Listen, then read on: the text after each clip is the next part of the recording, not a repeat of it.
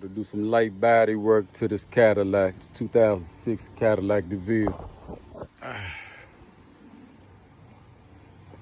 Some slight.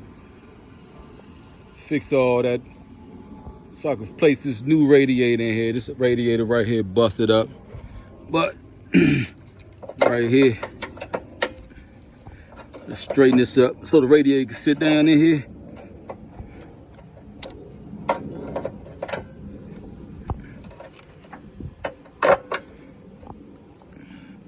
Bends back like butter. Yeah. Boom. That's fixed already. And I could use this clip. Got the new radiator in the trunk.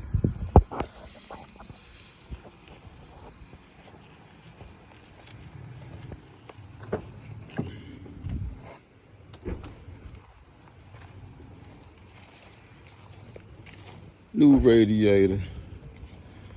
New hood latch support. Yeah, buddy.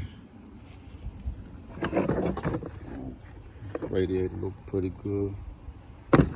Boom. Need this light. Got the new bumper over there.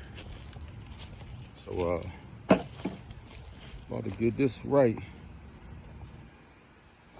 This ain't really had a lot of time, man, to get around to it.